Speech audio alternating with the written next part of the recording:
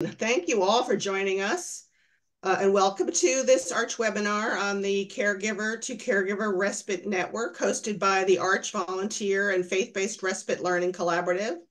I am really excited to see so many of you here today. We had almost 200 people registered, so I'm hoping we have that many join us at some point. It would be great if all of you could put your name, your organization or agency, and the state you're from in the chat. That would be wonderful. I'm Jill Kagan. If you don't know who I am, I'm the director of the ARCH National Respite Network and Resource Center. Again, for those of you who might not be familiar, ARCH is funded by the Administration for Community Living to house the Lifespan Respite Technical Assistance and Resource Center, to provide training and technical assistance to Lifespan Respite Care Program grantees and to the respite field more broadly. The Lifespan Respite Care Program, again, for those of you who may not have ever heard of it, is a small federally funded initiative that helps states build coordinated systems of respite care that support all family caregivers and connect them to respite. They often train new and recruit new providers to build capacity and actually provide respite care services and supports. ARCH also helps family caregivers and those who assist them to find respite through its National Respite Locator Service, or to link them to their state lifespan respite grantee and their state respite coalition partners if their state has one. Our National Respite Coalition is our policy division that advocates for respite at the national level.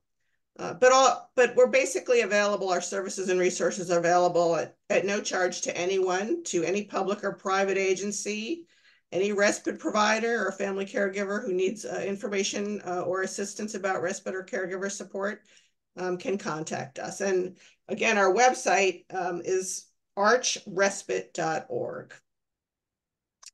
We're really excited today to learn more about the Caregiver to Caregiver Respite Network, which is a new model of respite just getting underway in Massachusetts that brings together families of children and youth with disabilities and specialized support needs who agree to both give and receive respite in a cooperative model.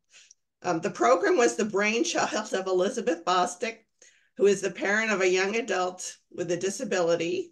And she came to ARCH a number of years ago looking for other respite programs where parents provide respite for other parents. So I was really delighted to learn last year that Elizabeth's idea had become reality when the Federation for Children with Special Needs was funded in Massachusetts to implement this unique model.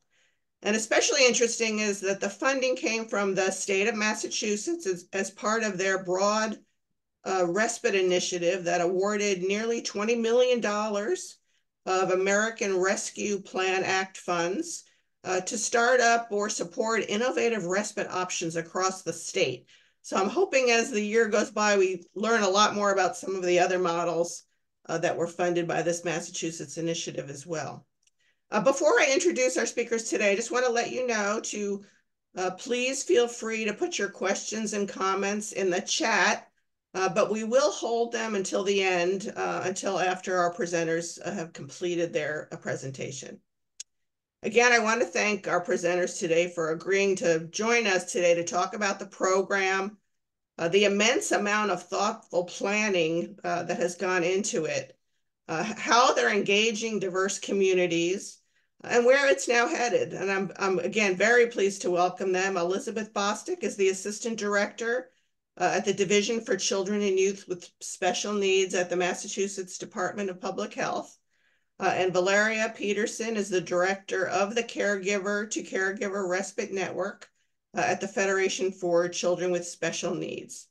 So welcome to both of you, and I will stop sharing so you can share your screen. Well, thank you so much. Let me share my screen. Thank you, Jill, for the invitation. We are excited to be here. And let me just get things set up here and that we have the right screen in the right place, because invariably that switches. Okay. All right. So We are so excited to be here. This is surreal in many ways to have this dream come true and to be able to share this exciting project with all of you. So welcome. My name is, as Jill said, is Elizabeth Bostic. I'm the Assistant Director for the Division of Children and Youth with Special Health Needs, and the proud parent and humble servant of King James, who I'm going to tell you about a little bit more about in a moment. Val, would you like to introduce yourself? Sure, absolutely. Thank you, Jill, and thank you, Beth. My name is Valeria Peterson. I'm the director for the Caregiver to Caregiver Respite Network, as Jill has mentioned. And I also wanted to say that I am a proud parent of two neurodiverse children, and my passion is bringing culturally and linguistically responsive services to our community. And thank you for having me. And we certainly can't have a better partner in doing this work. So I'm just so excited to be working with Val and her team at the Federation. Today, our mission, Likewise. our mission today is to talk about respite and the causes for lack of respite. And for many of you, this will just be kind of context setting, kind of getting our brain here. Often I present this for businesses and other interested parties. And so this is one of the reasons why I do this as part of understanding how this came to be. We'll talk about the impact of the lack of respite and my own story and how this all started. How do we get to this solution? And then Val will take over and talk about how it's actually been implemented, what the components are, how we actually do the matching, some super exciting match data. Then we'll conclude and people will have an opportunity to ask any and all questions that they would like to ask. So brainstorm time, because anybody who knows Beth Bostic knows there has to be a Mentimeter or two in a program. So the question that we have for you is, what words come to mind when you think of respite? So if you can either use the QR here, or I'll go back to the previous screen. If you go into menti.com and type in the code 4731-2182, you should be able to answer that question. Okay. Oh, it's working. I love it when technology works. So, yeah, so I'm loving the words that are coming here: a break, a rest, a breath, or to breathe, care and support, absolutely. Relief, yes. Recharge, yes. Cost, yep. Me time, self-care, safety, yes. Impossible. It often feels that way, doesn't it? Yes. Short break. I'm loving these answers. Um, and in the midst of that, what seems to be most popular, which is what word clouds do, is the break and the support and the rest, right? Rejuvenate. I love it. Caregiver. Renew. Vital. Absolutely. Yes. Reclaim personal goals. Stigma. Time to think. Yeah, it's interesting how people think, respite. We don't pay for people to go on vacation if you have a kid with special health needs. It's a very crazy idea, right? Restoration. Cool. This is excellent. Thank you. You know, and one of the reasons why I often ask this question is when you're talking particularly with culturally and linguistically diverse families, the word respite is sometimes not even a part of their language. And so part of what we have been really looking to do is to make sure that we've explained what respite is in ways that help people to really understand, oh, well, yeah, I'd really like that. But it often doesn't occur in culturally and linguistically diverse families that respite is an option because it's not part of their culture. Trying to move forward. Okay. So when we talk about respite, many of the things that you talked about were in this definition around a period of temporary delay or an interval of rest or relief, or providing or being a temporary care in the relief of a primary caregiver, right? And we review that particularly with our non-English speaking families who come from other parts of the world to make sure that everybody is on the same page of what we mean by that. And we also will use different terminology in order to actually attract those families. So as I was thinking about my own experience, this dapper dude is King James. James was actually born a healthy newborn, and 10 days later, because of severe jaundice, he went from a completely healthy newborn to one that was nonverbal, non-ambulatory, G-tube fed, and hearing impaired. He was someone who had little to no volitional movement. Like many medically complex people, he had multiple surgeries, and he needed maximum assistance for all activities of daily living. To say that he turned my world upside down would be an understatement. And he was a joy. And as many of you know, lots of work every day that I gladly did because I loved him and adored him so much. But the irony of James was when I was a little girl, I loved my pediatrician, Dr. Santoro, and I wanted to become a pediatrician. And I learned that later on, as I got older, that pediatricians often deal with bodily fluids. And I was like, oh, heck no, I thought I could just wear that lovely white jacket with my name embroidered on it and have my stethoscope. So then I decided I would do something else like teaching or training. And then I had James, and oh, the irony, because suddenly I was taking on roles that I never imagined that I could. And many of us know this to be true. We become therapists on multiple platforms. We become case managers. I call myself a medical transport provider because James had 14 different specialists at one hospital that saw us at least twice a year. I'm still waiting for my honorary nursing degree because of all the things that I had learned to do with him. And needless to say, he was the guy who I thought about every day, all day long, and my whole life circulated around him. And for many of us caregivers, that story sounds very, very true, right? He was literally the first thing I thought of in the morning and the last thing I thought of before I went to bed. And along the journey, as I was thinking about how I could actually change things, I decided to pursue my executive MBA at Suffolk University. And it was there that I really began to think about how do we deal with this term called high burden of care. I hated this term because James was never a burden, but it was something that was prevalent in the industry. And it was in the public policy course that I was introduced to the Massachusetts Business Roundtable and their Caregiver Coalition. And I was super excited about this Caregiver Coalition. I said, well, let me find out what's going on over there. And they had a 60-page initial paper. And to my dismay, the word child or children was nowhere in this report. And when I asked them about it, they said, well, we didn't know that these families existed. And I said, wow, that changes today.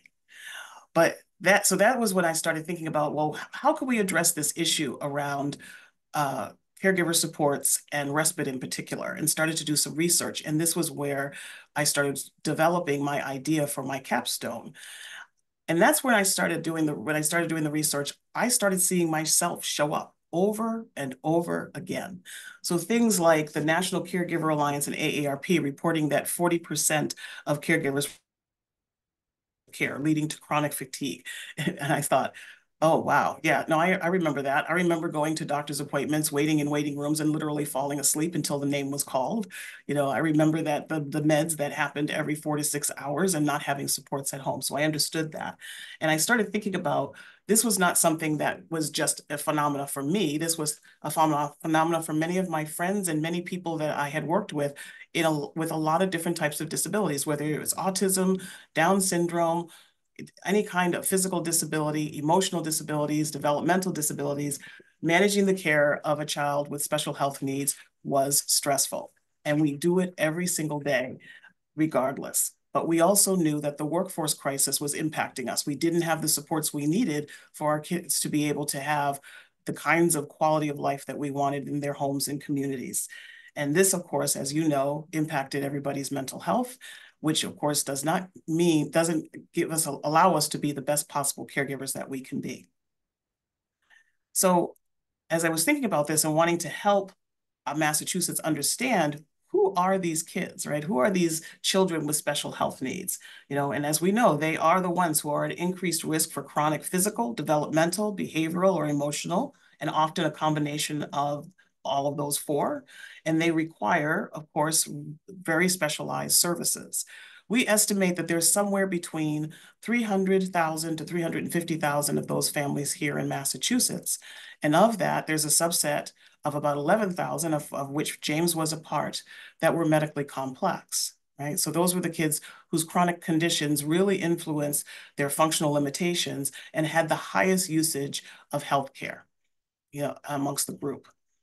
And so as I started looking at the research and the fact that we couldn't necessarily isolate the children with special health needs, because a lot of the research out there around skilled caregiving was around the elders workforce, what I estimated based on those numbers was that children, caregivers of our kids in Massachusetts were providing at least $4 billion in uncompensated skilled care. And that was just mind-blowing to me. And but the fact that it was skilled care was something I held on to. And I want you to hold on to that as we continue to think about what the solution could be. So here was the issue. We did not have a comprehensive and accessible respite services here. And this was actually impacting employers in terms of loss of productivity, institutional knowledge, and employee turnover. And once again, I saw myself because before I had James, I worked in a training and development organization. I loved my job. I had been there for 24 years. But because of James's needs, I had to actually change the way that I worked. Over 60% of our families have to do that, right? So that was when I was able to start my own special education advocacy business. But it was interesting to actually see that this was a phenomenon that wasn't just specific to me, but it happened to many caregivers across the lifespan. And we also find that in Massachusetts, we have siloed bureaucracy. We can have kids who actually qualify for services at a number of different agencies, but the eligibility criteria was very, very different. It caused a lot of confusion. But really, as we all know, at the core of this is we didn't have the direct service provider workforce that we needed. So that meant that services in their availability were not consistent. Often you had to travel to places that you may not be able to get to easily. So for those who did not have access to their own vehicle, that was a problem. Often respite was cost prohibitive. Things were inconvenient and nobody knew where the heck to find these services. So as we started thinking about this, going to the next one, we have another question for you. So we're thinking about the impact on families. I see people are overachieving already. How much income do family caregivers lose due to caregiving responsibility on a national level? What do you think it is?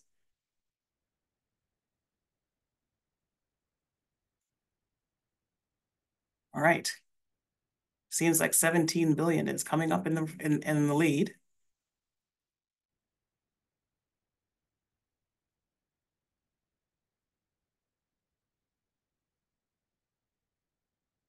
Okay. 522 billion is starting to crawl up here.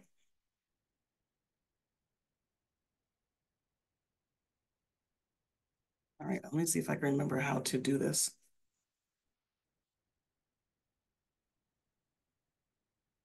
Oh, going back. So the correct answer, ding, ding, ding. Show correct answer is $522 billion. That is the level of income loss that family caregivers are losing, according to a recent report that was produced by the U.S. Department of Health and Human Services. That is a heck of a lot of money that our families are not able to use because of their responsibilities.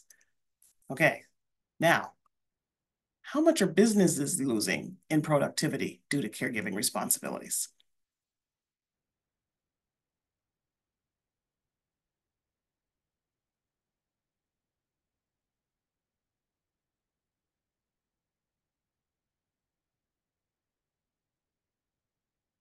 Right.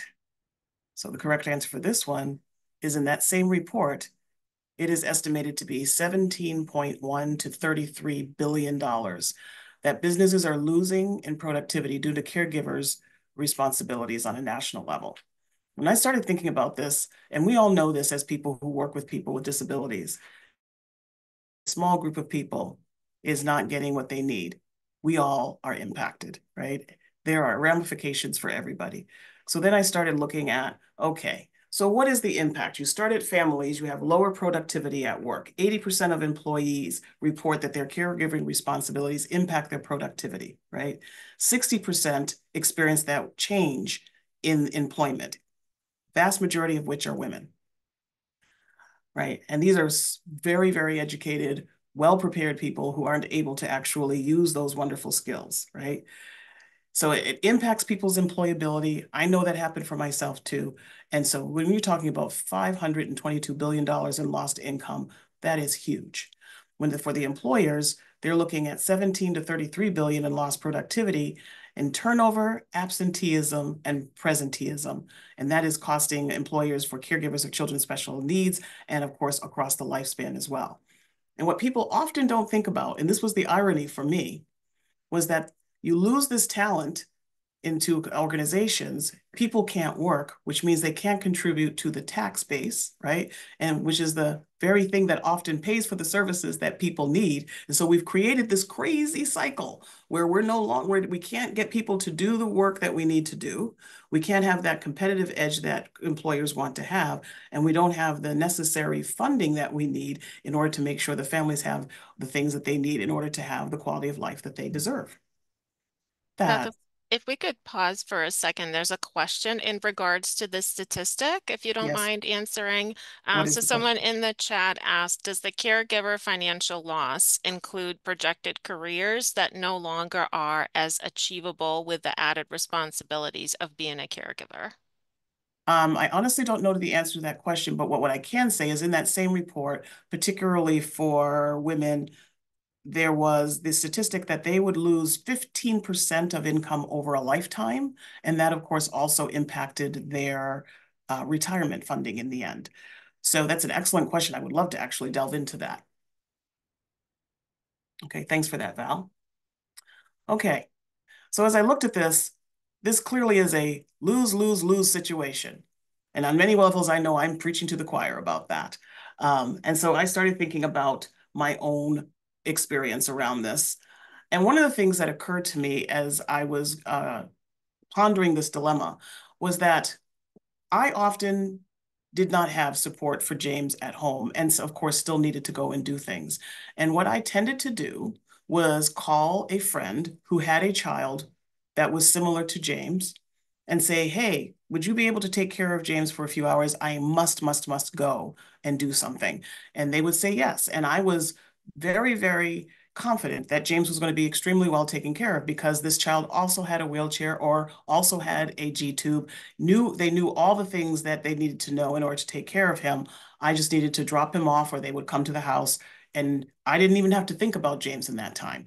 And it was funny when I started thinking about that because the data also tells us that caregivers of children with special needs often would prefer to have another caregiver of a child with a similar profile take care of their child. And it resonated with me immediately because, of course, that meant the skill set was already there.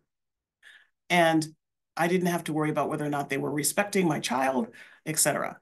So as I was thinking about this, I thought, hey, wait a minute. This literally happened in a classroom while I was going through my EMBA.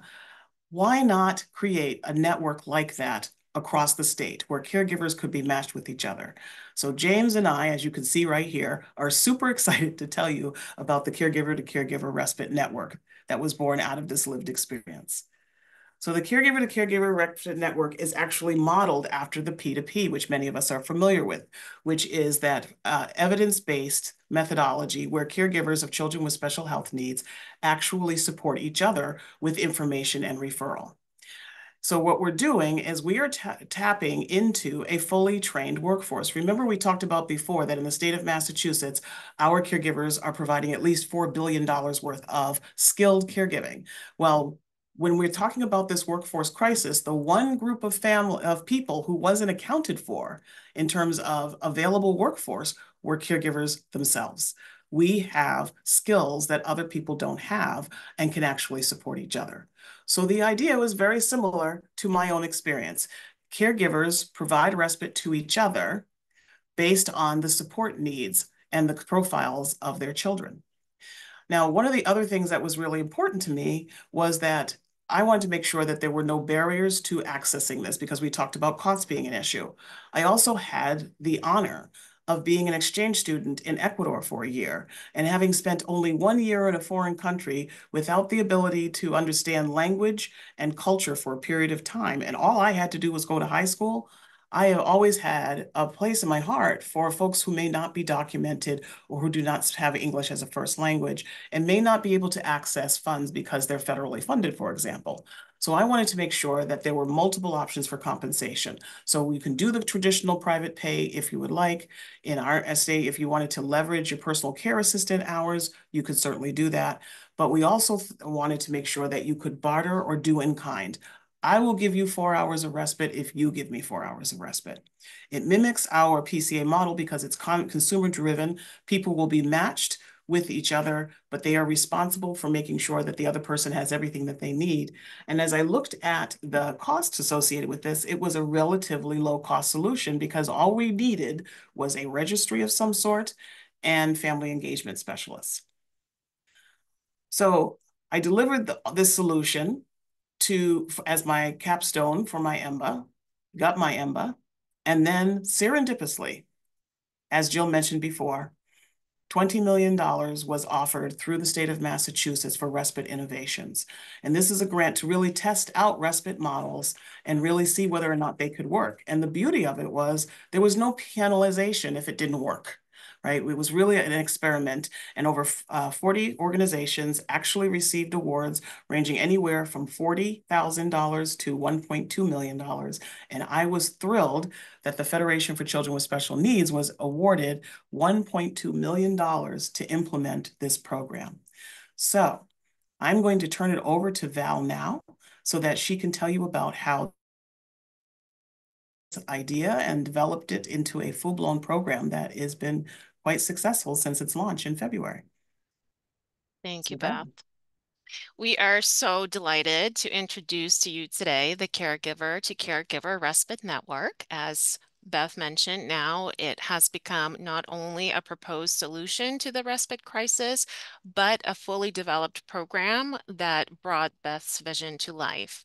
And we are thrilled to see those match requests coming in and seeing all the interest from caregivers and professionals that support them. As you see, there's a QR code on your screen. So as I'm presenting, feel free to scan the QR code. That will direct you to our webpage for C2C Network, and you can browse our website. You can see what's on our landing page. We have some frequently asked questions that we answered, and we also have videos that we've recorded in 6 languages that explain portions of the process within the C2C network. So when we talk about C2C, what do we actually mean? C2C is essentially a statewide network in Massachusetts for families of children who have special healthcare needs or disabilities or mental health challenges. And the network supports connections between families who share very, very similar experiences. Our goal essentially is to create a system for families to provide and receive respite. And I know that we've already gone over what respite means. So basically, we're trying to establish those trusting relationships so families can access a break from caregiving and get that rest or time to think or an opportunity to rejuvenate or whatever it might be. Next slide, please. Sorry, got stuck just a moment. No worries. So the current participation considerations, caregivers who participate in our program at the moment are Massachusetts residents who have been or previously were a primary caregiver of a child or youth with special healthcare needs or disabilities, and the child or youth are between the ages of 0 to 26 years. We do realize that this is a very specific age group, and we definitely have caregivers who would love to receive supports from our program, but their children are already adults and are older than 26, and it's definitely something that we're looking to expand. However, for the moment, this is the age group that we focus on primarily. And also, participation consideration number 3 is that our caregivers want to receive and or provide respite. Next slide. Let's talk a little bit about the logistics of the program. A lot of times, the question that comes up the most is how does C2C work? So first, let's identify the match criteria. There are three that we primarily focus on. Number one being the child's medical and support needs. Of course, we want to match our caregivers who have experience with very similar needs for their children. So let's say someone has a child who needs G-tube feedings. We definitely want to match this caregiver with another caregiver who also is familiar with G-tube feedings. And in addition to that, we also look extensively at where the family is located. So we want that geographic proximity to be a factor because a lot of times transportation or access to a community-based agency can be one of those barriers in finding services. And so we want to remove the barrier by connecting families who are located within um, a 30-minute drive from one another or less, and they might live in the same town. Sometimes it's one town over. And the third consideration that we're also looking at very closely is the language and cultural identities and preferences of our caregivers. We are very intentional about making our matches based on what caregivers have communicated to us as their language and cultural preferences. And next slide, please. Next, we will review our program process steps. We start with match request application. When someone fills out the match request application, they get assigned to one of our program staff. And so they will be contacted by that staff member to schedule a 30-minute intake call. And we give the option for the call to be by phone or virtual if the caregiver or family prefer to see the staff member in real time. So during the intake call, our staff member will ask some additional questions about the caregiver experience that this person has had, about their child's needs, and can also answer some of the questions that the participant might have for our staff member. Following the intake call, the program coordinator will invite the caregiver to complete a background check. So background checks in our program are done for each participant, regardless of whether they receive or provide respite or both. It's a very important step in our process. We use the CORI or Criminal Offender Record Information Check, and then also SORI or Sexual Offender Record Information. Both of these background checks are done to make sure that we establish a trusting relationship between caregivers. The results of the checks are completely confidential. They do not get shared outside of our organization, and they also do not reveal immigration status, which can be an important factor for many of our participants. In addition to the background check, a C2C staff member will also perform reference checks. So we do ask our caregivers to enter two individuals during the match application process, two individuals who know them pretty well as a caregiver. So it could be a neighbor or a friend or a family member, anyone who can really speak to their caregiving abilities. Once the background checks and the reference check have been completed, the caregiver is then invited to sign up for one of our orientation sessions and also register for our learning platform. We also offer resources on finding CPR and first aid certification trainings locally in the caregivers community.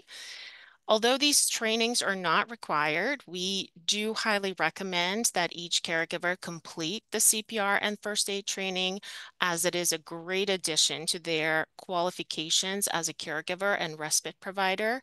And as an added bonus, we offer them a $25 reimbursement upon certification, which will help offset the cost of the training.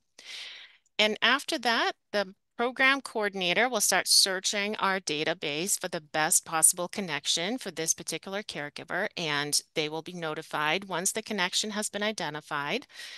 After that, a program coordinator will facilitate a virtual meet and greet between the two caregivers. And during this introduction, the caregivers will get to know each other a little bit. They can ask questions about respite preferences or each other's experiences during caregiving. They might want to talk about setting up a time to meet in person prior to respite. And they might also have some last minute questions for our program staff. Following the introduction, it will be up to the MASH caregivers to set up respite in the way that makes the most sense to both of them. And next slide.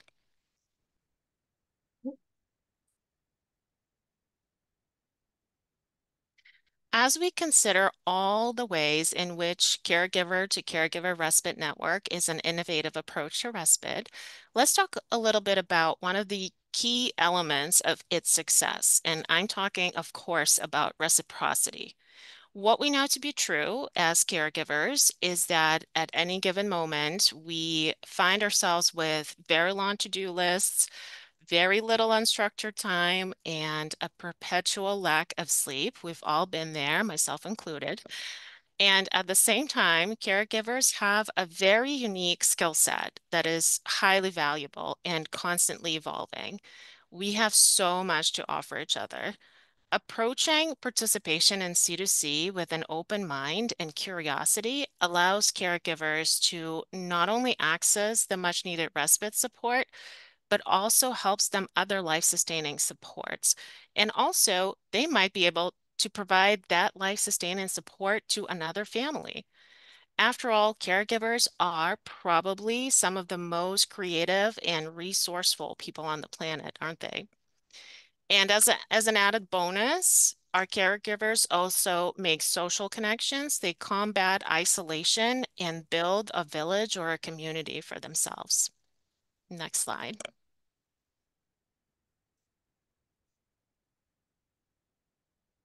We have a hand up, Beth. I don't know if we should take a question and pause for a moment. We have Sure. Christine with her hand Christine? up. No, that was a mistake. I'm sorry. No Okay, worries. no I just worries. thought if it's a slide specific question, I should probably take it before I move on. Thank Not a you. problem. So one of the things that we frequently talk to families about is compensation options within the program, and Beth has already touched on that a little bit.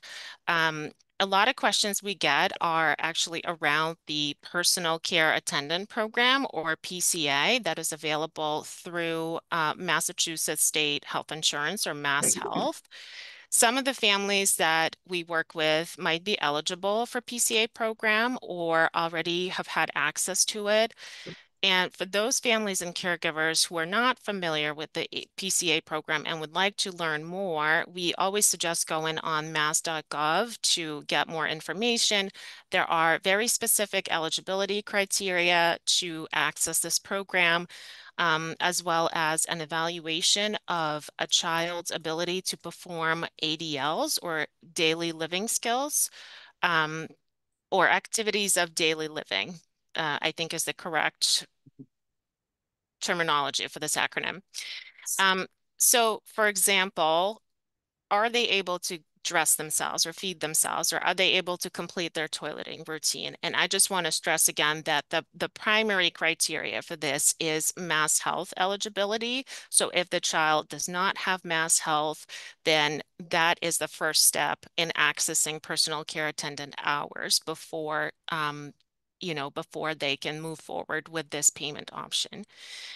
Another compensation option that we offer, of course, is private pay. So some of our caregivers might choose this option. It's very straightforward. They decide how much to pay another caregiver for the respite services that they provide.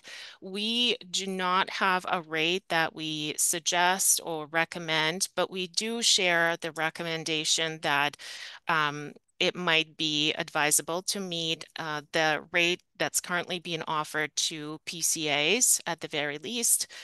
But again, each situation is very different, and ultimately we leave it up to the caregivers.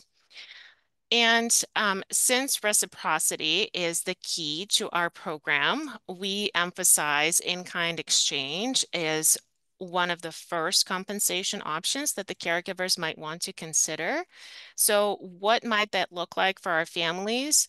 Let's say someone has a child with autism and gets matched with another caregiver who also has a child with autism, and one of the caregivers might say, I'm going to bring my child to a trampoline park. Would you like me to bring yours as well? So they might be out with both children for 2 hours, and next week the other caregiver will take a turn and also provide some fun activity or um, something along those lines to the other caregiver's child. So it's an even exchange. There are no financials involved, and it can also be very highly individualized. And next slide, please. Here is a photo of our program staff. There are 7 of us supporting this program currently. Myself as a project director. We also have a project associate who is responsible for processing our background checks, as well as supporting participants in other capacities with learning platform, and many other things. And we also have 5 bilingual project coordinators who work part-time, 20 hours per week. And our languages for the program currently include Spanish, Chinese, Korean, Portuguese, and Haitian Creole. And also some exciting news, we will be adding Vietnamese as of September, which we're super excited about. Thank you for the applause, Beth. Um, so we are definitely expanding as much as we can. We also have access to the Federation's language line and can provide interpretation in other languages, including American Sign Language or ASL. And the role that we are currently looking to hire consultants for is that program accessibility role, where we're looking specifically to connect with someone representing the deaf or hard of hearing community and the blind community to help us review our materials, our trainings, so that we can ensure accessibility for those 2 communities and make the families welcome to participate. And we also translate all of our materials and always try to ensure that language capacity. So we definitely take a very intentional approach through the language accessibility lens. Next slide, please. On this slide, you can find our contact information. We encourage anyone, especially our families who are multilingual or for whom language is a barrier, to reach out to our staff. As you can see, everyone has a direct extension and an email address, and you will have a copy of these slides. So please reach out to us directly, to the coordinators or myself, to get more information about the program or connect families that you're supporting to this respite opportunity. Next slide. As I've mentioned earlier, we are developing culturally responsive and equitable project materials. This is one of our main goals. And we also make sure that all of our activities are offered in a variety of languages with that language access lens in mind. So one of the activities that we had been able to conduct prior to launching our program was focus groups for families. Thanks, Beth. So focus groups were offered during the month of November, and I will be talking more about them in the further slides, but I just wanted to mention that that was one of the language diverse activities that we've offered. We have also, as I've said, we record videos, we have some printouts. So we really try to incorporate that multimodal approach to our program, especially with our learning platform. We know that no person is the same, no one has the same learning style. So we definitely try to approach it with a variety of learning styles and languages in mind. And we try to share all of our information across all the different channels that the Federation has already been connected to. We do have a lot of multilingual staff in our organization, so we definitely have some wonderful connections in the community. We share widely and bring our information to festivals, resource fairs, any kind of happenings that we can tap into within our local community. And next slide. So now we'll be talking a little bit about our focus groups. And before I get to the Mentimeter question, I wanted to give you a few more details about how the focus groups were conducted. So we facilitated a total of 6 groups, and each one ran for 90 minutes. And one of the biggest highlights was the fact that we were able to facilitate our focus groups in native languages. So we had speakers of each language be the presenter for the focus group.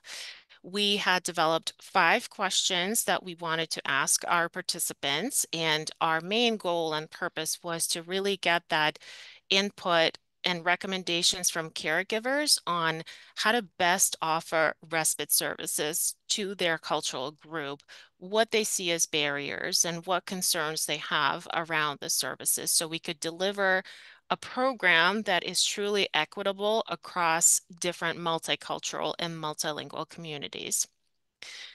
So we actually learned a lot of different things besides the answers to the questions that we provided. One example could be when we had the groups with our Asian community, we learned that the way that our Asian population would like this program to be delivered would be primarily to connect first in a group scenario, so a support group or a coffee chat, and meet and get to know each other a little bit prior to providing or receiving respite.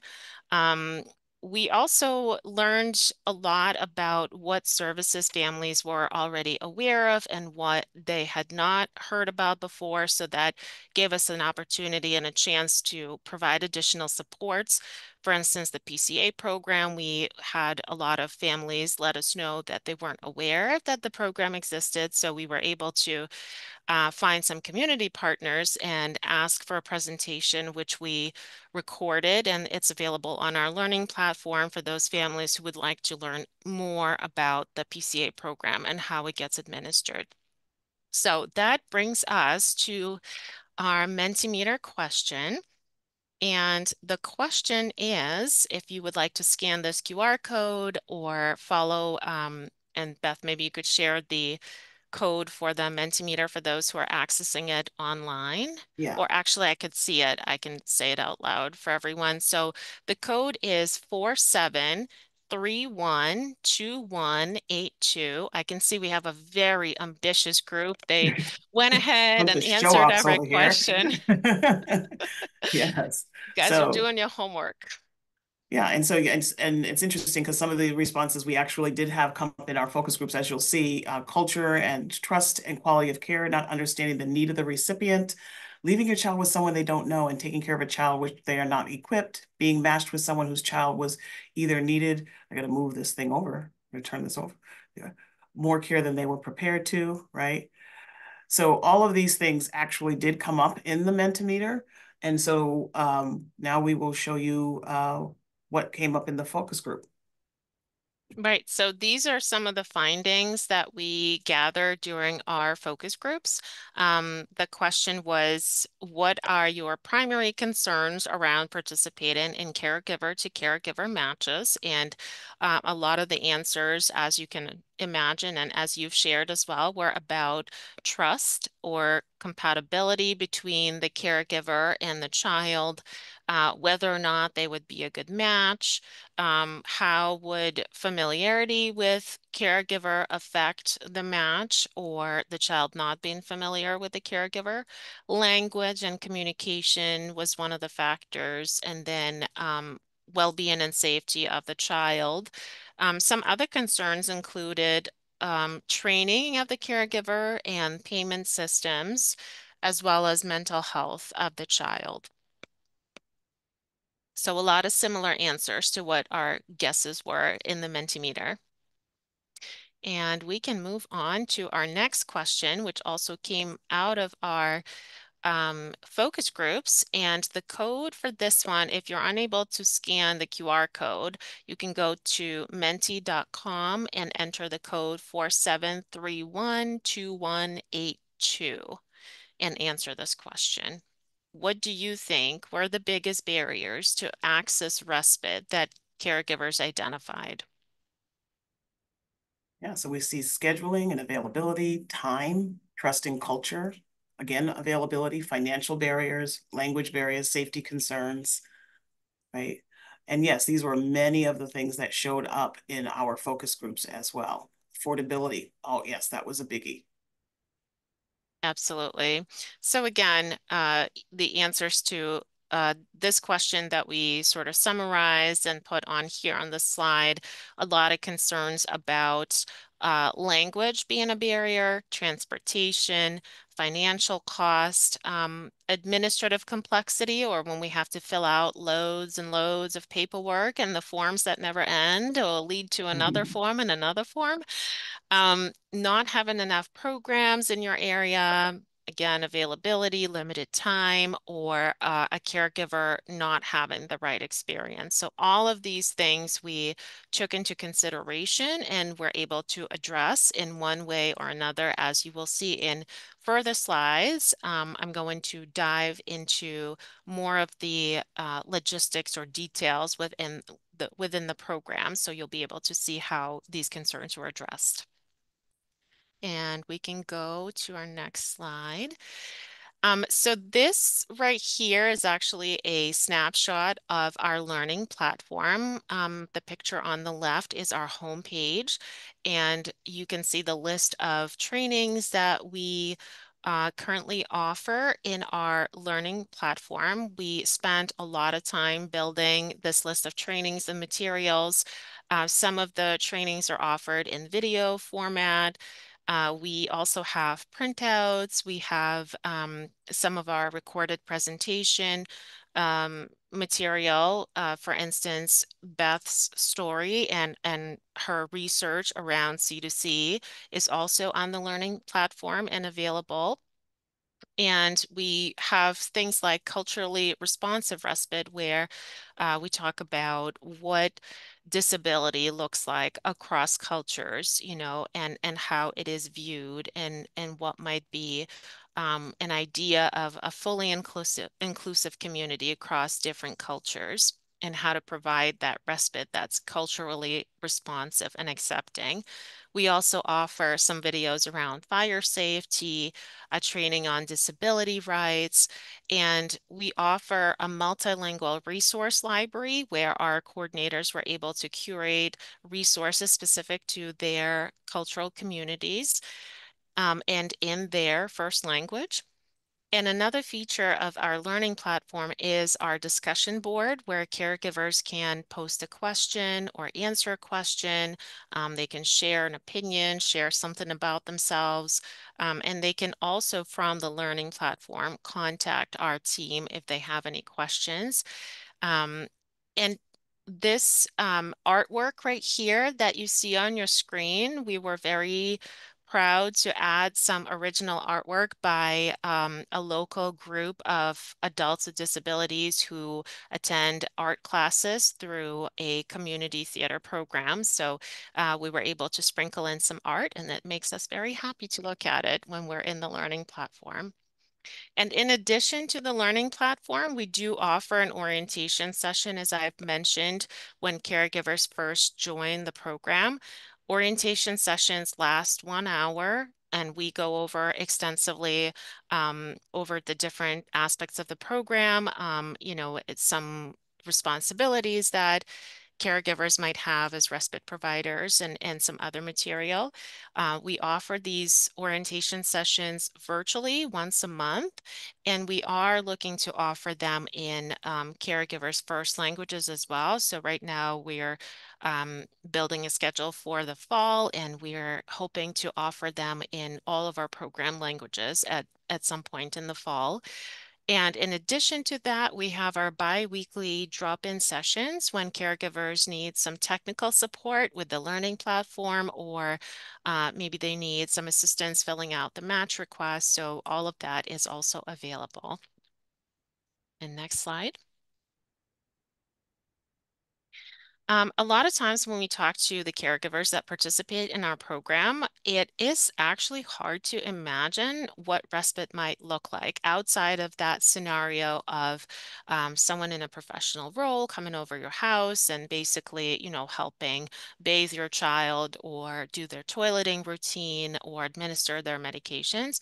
So we have put together a list of these respite ideas that are a little bit more creative, a little more outside of the box, and we're trying to help our caregivers get into that creative state of mind and come up maybe with their own solutions or borrow some of the ideas that you see on this list.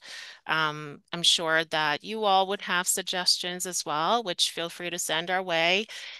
So it's really just for our caregivers to build their capacity on thinking differently about respite and having something that they can come up with when they finally get the opportunity to be matched with another caregiver and get the offer of that respite time. And we can go to the next slide. Something that we talk to our caregivers about is getting ready to provide and receive respite. We usually go over these concepts during our orientation session. So of course, speaking with another caregiver may help discover new and creative ways of receiving and providing respite. And caregivers might also think about some additional questions that they would like to ask or skills that they would like to train their respite provider on that are specific to their child's needs and their family situation. We talk about setting and how important it is when it comes to respite. We all know our children best, and some children might be only comfortable staying in their familiar surroundings. So, especially the first few respite opportunities might be the most comfortable in the child's home or some very familiar community space.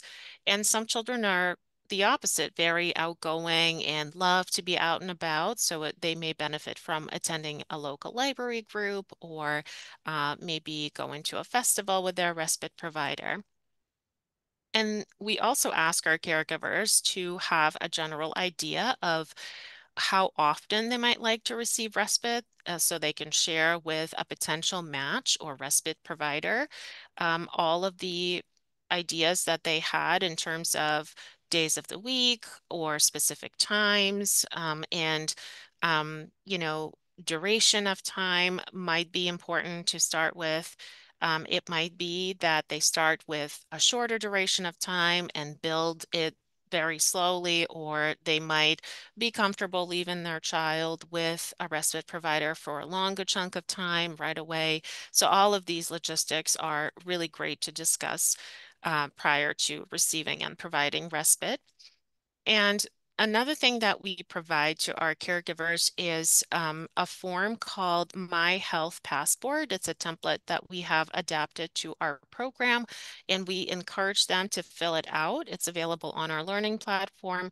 So basically, it's a way for them to share some information about their child or youth that would be useful for a respite provider to learn about the child so that if there are any preferences, there might be a lot of things that we would like to communicate to a respite provider, like sensitivity to tags in the clothing, or my child only prefers food to be a certain color, or maybe where their rescue meds are, and so on and so forth. So all of that information could be entered into My Health Passport. It could be printed out and shared with a caregiver.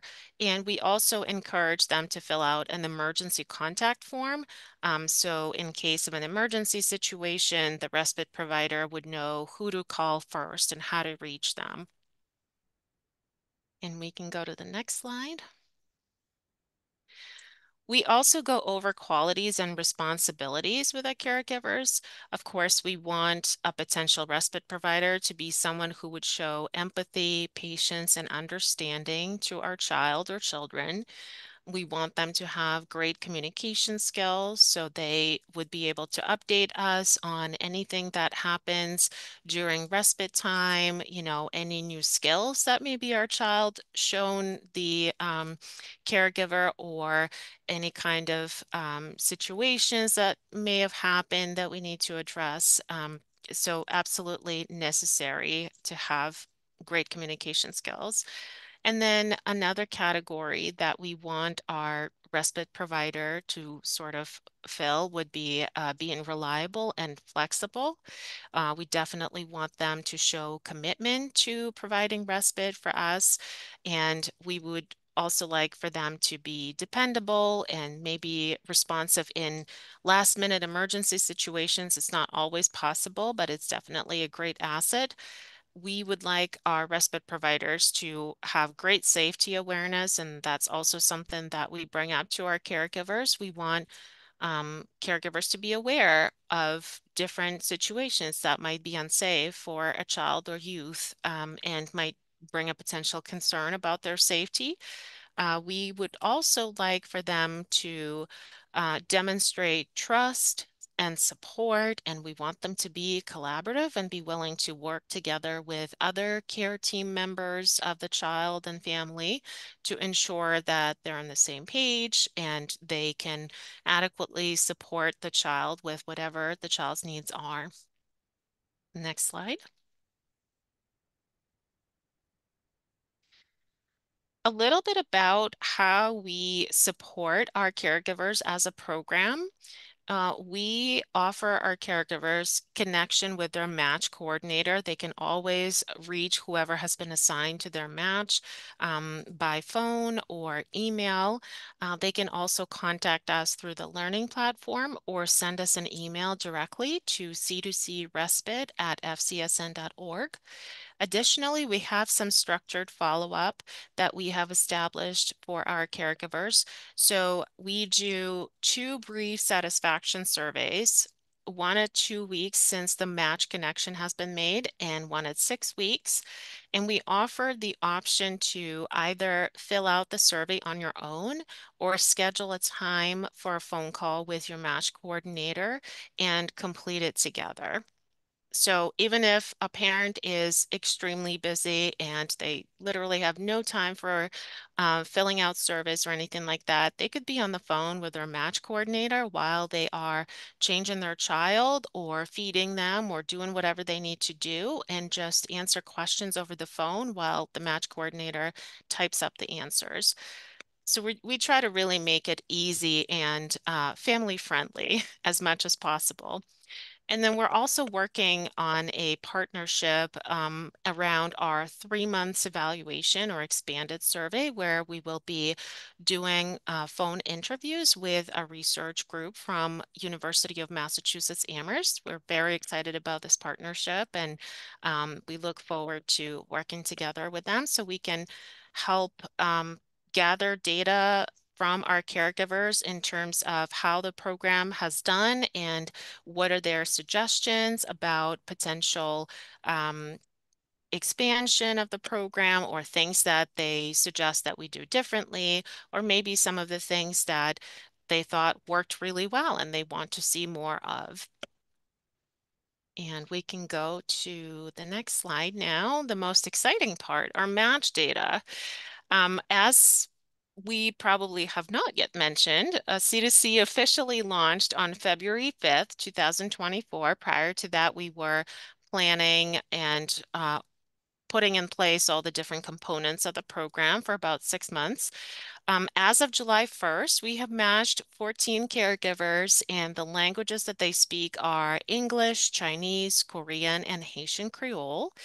So as of right now, we have about 60% of our match requests that come in with the first language being English.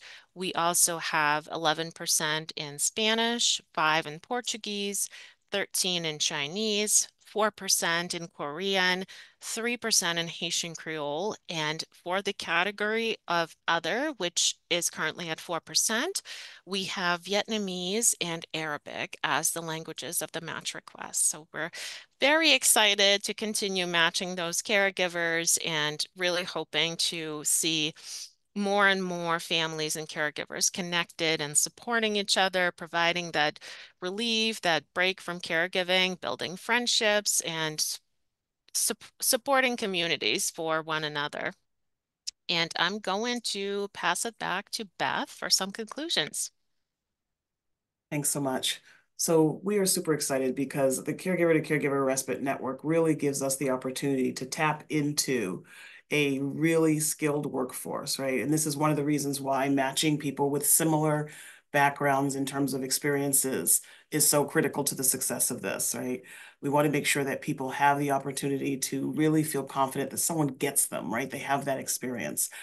There's a low cost to this with this extremely high rate of return. When I calculated the rate of return for this in my EMBA, it was at 306%, which was ridiculously high, but really spoke to the fact that it was such an unmet need and that it was absolutely feasible.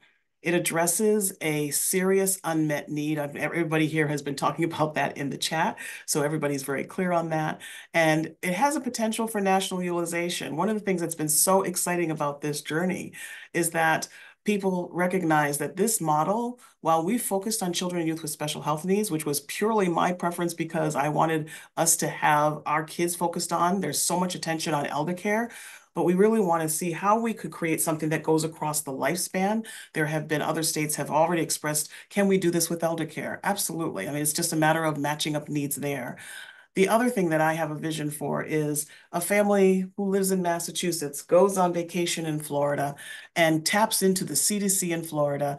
And as a result, that mom or that dad or that parent can go and do something else that they want to do while their child can hang out with someone from another state. And of course, they would do this ahead of time. They would have to figure out all of the for it, but that caregiver could go off and spend time with their significant other or spend time as far away from their significant other as they want to. If they, if that's the desire, they can go off and take a walk on the beach, do absolutely nothing, play with another kid. I know that often while I was taking care of James, my daughter who was 7 years older would remind me that she was here first because she didn't get as much attention because of the physical needs of him. So I often say, today, Massachusetts, tomorrow, the rest of the United States, and after that, the world.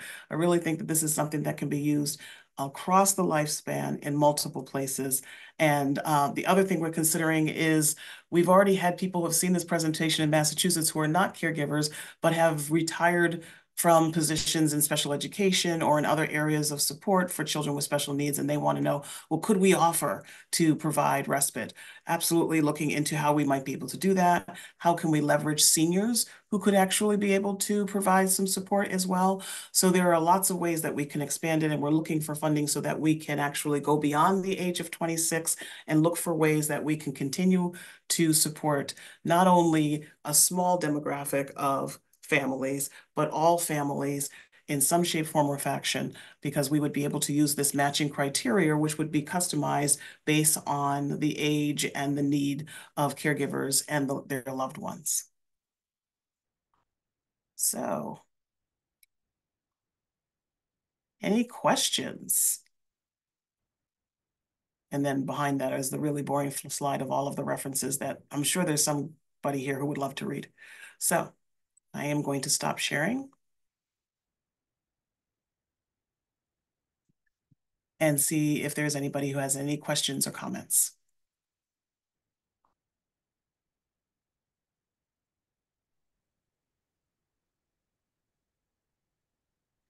Val, there was a question about sending us whether we could provide a sample satisfaction survey for somebody. Would that be possible?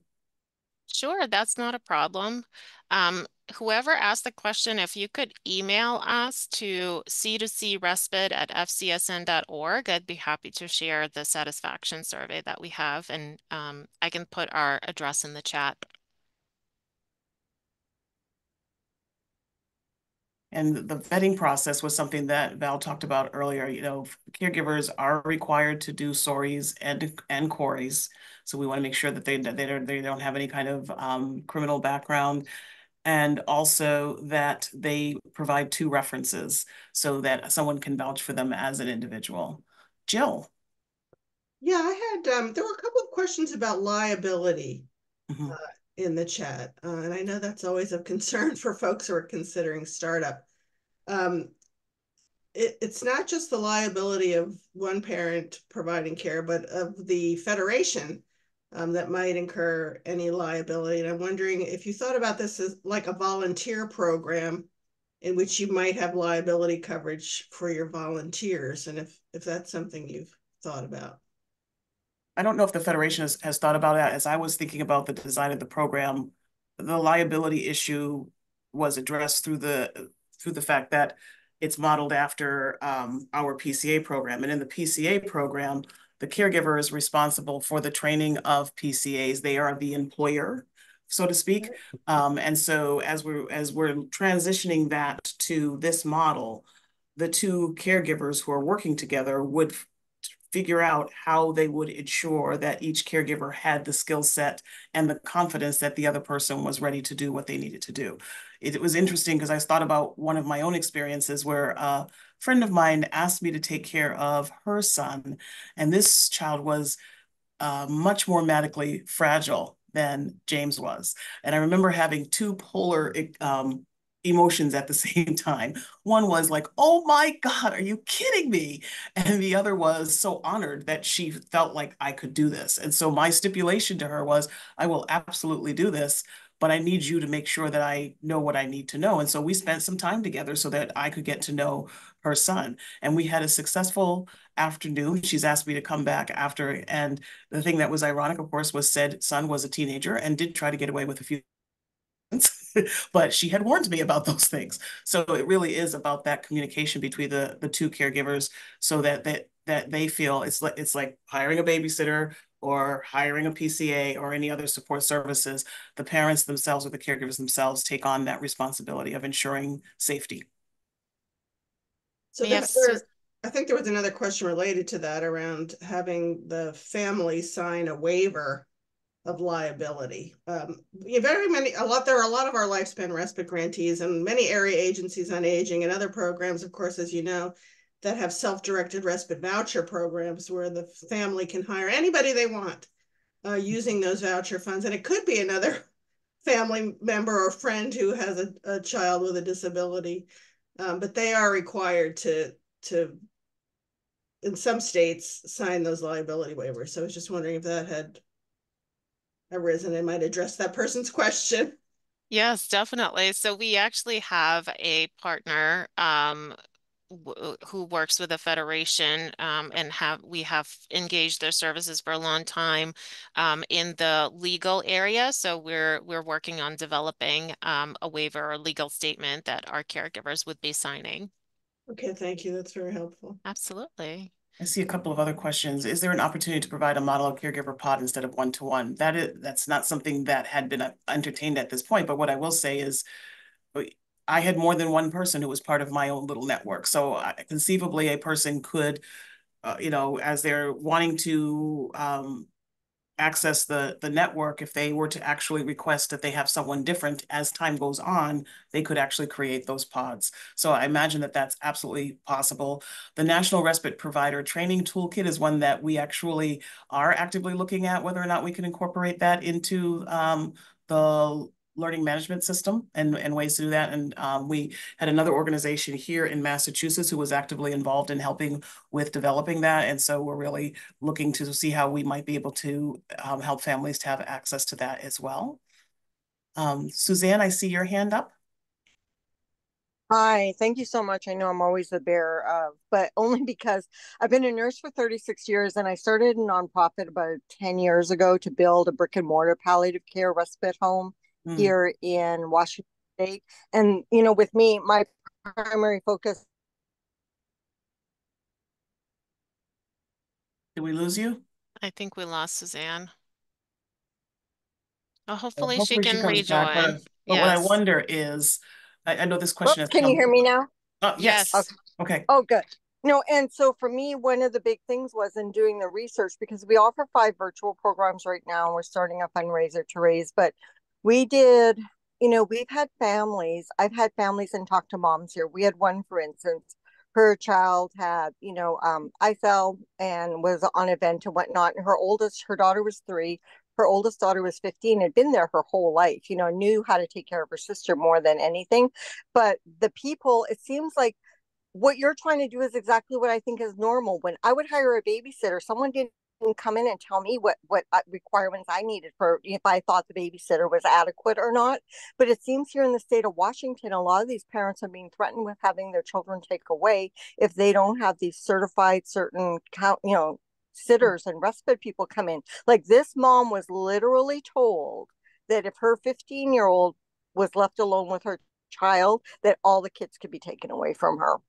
I Wow. mean, we're going through, it's a nightmare here, because my thing was too with all of this licensing and zoning. I'm like, okay, if we have a house and parents choose to come to the house and we cook for them and do this and offer these supports for them as a whole family, to do respite for the whole family while they're there. And if the family says to us, hey, would you mind changing the diapers or feeding, fill the feeding bag or give these meds? If the parents who are the caregivers and, these are their children, if they're giving us the okay to do that, why does the state come in and say that we can't do that? That's an excellent question. Like, it's I driving can't me. even So tell I you would the love, rage that I'm experiencing right now yeah, I because would love my to own pick your daughter took brain. care of her brother, right? So that this was something that Right. is very common, and we know that there are that's a common phenomena across the lifespan as well, where we have our youth who are caregivers Exactly. all the time. Siblings. Yep. No, exactly. And so I am like, I've been so irritated with this. I'm really fortunate that we have an incredible law firm. Well, actually 2, because God bless me, and the 2 that were helping us merged a few years ago, as if I planned it. So now we have one great, big, powerful law firm who's been there. We've drafted a couple of bills before COVID. Now that you're doing this, we've actually submitted. We did a caregiver survey a couple of years ago, and it was actually just accepted to the palliative care and hospice conference in Rome for presentation in October, which I Okay. know a volunteer said, can I submit an abstract? I'm like, okay. And it got accepted. So I'm so excited to hear what you're doing, but I'm also, what you're doing just seems so natural that it's like, it's common sense. But here in Washington, the state is making it so difficult. Like I said, if I want to invite people, like 5 families to my house and say, like, hey, come on over, let's have a sleepover for the weekend. And you know what? I've got some friends that are going to play with your siblings, and I have some people that can give your kids meds. And you know what? We got a massage for you over here, or we also will do end of life support. But, like, why can't we just do that? So if anybody's willing to have a conversation, or I bet you're in trouble because I'm going to be picking your brain, and you see I talk a lot and fast. So God bless you for this. God bless you. God bless you. Well, and this is the kind of problem solving we need to do, because as I said, I would love to see this go national. I would love for every state to have some iteration of this. And of course, we know every state is different. Everyone, they have their own legislation and personality. So we'd have to do some problem solving around that. But you're Well, right. the I other mean, thing around, one last thing is the cancer kiddos. So the thing that I've learned during all of this is that there's 2 very definitive. So, there's the Pediatric Palliative Care Respite and Hospice Association, the cancer kiddos, and then there's the complex and, neuro kids and whatnot. And so it's like, and it's almost like they don't fit together. And because a lot of the cancer kids meet their developmental milestones and whatnot before they get diagnosed, then those families aren't entitled to anything. The waivers, you have to have a DDA, diagnosis. You can't have a cancer diagnosis. So all of that. So then you have the lack of support for everyone. But then those cancer families that have chronic, like DIPG, that are chronic, there's nothing for them. well, and it's funny that you mentioned that, because one of the programs that I oversee as in the Department of Public Health is our Pediatric Palliative Care Network. And the person who actually oversees that program herself is a parent of a child who had cancer, and she was so excited to see this program because she could see that this could be used within that community.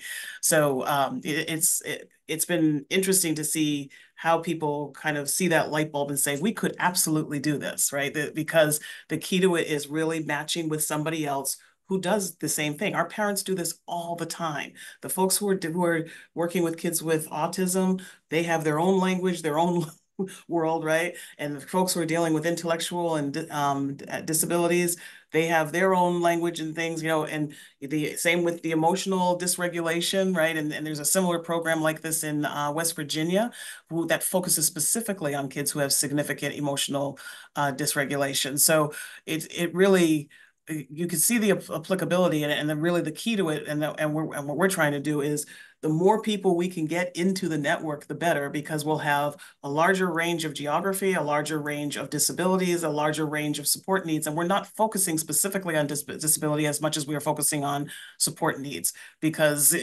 as you know, you meet one kid with autism, you've met one kid with autism. They're not all the same, right?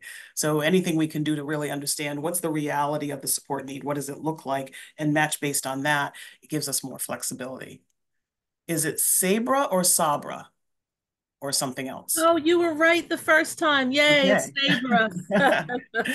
Hi, I'm actually in Philadelphia, Pennsylvania. I'm a parent, and I also work with the Center for Autism and Neurodiversity at Jefferson Health. But my question is related with my parent hat on, and I'm curious, and I may have missed a bit because this is an excellent webinar, but I'm also multitasking as always. If there are any provisions for caregivers to have respite without caring for a loved one, because caregivers can burn out so, just can burn out, period. I'll leave it at that. And need time to rejuvenate. And I'm also a parent of a 26-year-old young man who I have his permission to mention him. But and I mean, you're right. We in my parent and family community, we have done this sort of thing informally, but there are also times when my respite has been closing the door in the bathroom. Yep, I've been there, done that. Right? So I was just curious if there are some provisions, or there is a separate program, or something that can provide, even if it's a weekend or time away from all of the caregiving. There are other programs in Massachusetts that do that. And we do say that within the caregiver to caregiver, there may be times where there's an emergency situation and they need to tap into it and they can't necessarily commit to providing respite.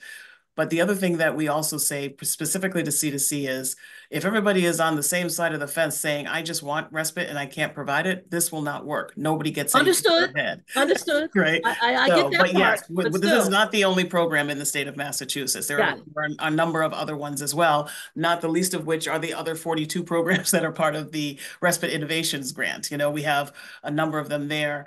One of them is the Sprint program that is working with nursing students to provide respite to medically complex kids as part of their clinical requirements, right? So that parents not having to do anything else but disappear, right? So there are plenty of those other types of programs too. I was looking at this program as something to really expand the workforce and the availability of people who could provide the service. Understood. Okay. Well, thank you though. I'm glad. And I mean, I would certainly love to replicate all of this in all 50 states and United States territories, because it's certainly well needed. Thank you so much. Thank you. Let's join the forces. Let's all replicate it in each state. Let's do it. We're all for it. So Val and I are both very, very open to talking with anybody who wants to talk about this some more. We would love to see, what is the minimum population I think we lost base to do this work? That is a really great question. We literally just kicked this off in February, so we've only been live for 5 months. But what I will say is, we imagine and we believe that having as many people as possible, and part of the reason is really this question around where people physically live, right? So if you have a very sparse population and it's spread out, then you want to get as many people involved as possible so that it gives you the kind of flexibility to make sure that there are matches. So it'll be interesting to see how this gets implemented in other states that have very different rural areas and demographics in terms of language and cultures and things like that, because Massachusetts is not like everybody else, and everybody else isn't like us. And so I imagine there will have to be some real experimentation to figure that out, but we would love to have the opportunity to do that. And I think it also depends not so much on the population, but on the outreach that the organizations are doing. So for Massachusetts, for instance, some of you may have gone on vacation to Cape Cod, and you'll know that when I talk about Cape Cod, it's like a different culture from the rest of Massachusetts, and it's usually an area that is kind of cut off from the majority of services. There are two bridges leading to it that are usually backed up with traffic. So traveling back and forth for those services, whether it's respite or therapies or whatever it might be, is pretty challenging. And so our goal is to bring more outreach to that area, and connect with local agencies or local small groups of parents, or some organizations, nonprofits, even local businesses that might be able to spread the word. There's a high Portuguese speaking population. So, looking specifically at where those populations are on a daily basis, even like going to a Brazilian market that we have on Cape Cod in the local community and posting those flyers about C2C to their community board. I think it's very doable with smaller populations or rural populations. It just comes down to what kind of outreach we're doing and how we are meeting that community in their natural areas of interest and in their natural surroundings, so to say. One of in addition to being African American, I'm also Native American. I'm part of the Wampanoag tribe. And one of the things that I'm really excited about is Native culture, Native communities in particular want nothing to do with an outside entity, right? For obvious, very well thought out reasons. And this kind of model really works very well for that kind of a community, because in many ways, this is what they do, right? So really being able to set things up, when people are calling in and are filling out the forms for the match, we ask questions about things like that. Is there a particular culture that you prefer? Is there a particular language that you can prefer? We've had families who have said, I have a child on the autism spectrum, but I do not want someone who's taking care of my child who has an ABA lens. I want someone who uses a different lens. Well, all of those kinds of details can be included in the criteria so that when we're matching people, we're setting people up for as much possible success as possible. So it's really exciting. Val, I don't know if you can answer this question. Somebody wants to know the estimated cost to start up something like this, because I know there's two pieces. There's the database and the learning management system, and then there's staff. And all of our staff, with the exception of a couple, are part-time family, like people. They're half-time. But do you remember how much it costs just to get started with, if we were to mirror the exact same model and number of people?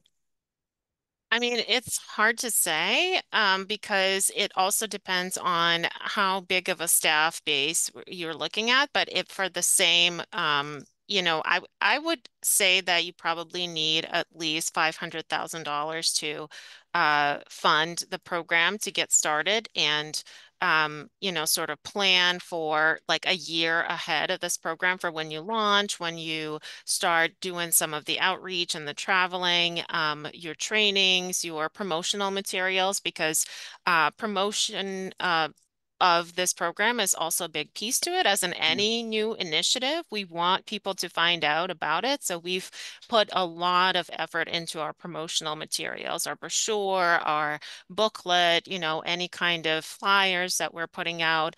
And the other piece to it too is if you're looking at it from the lens of language awareness, I would say definitely count on funding needed for interpretation and translation besides what the staff are doing.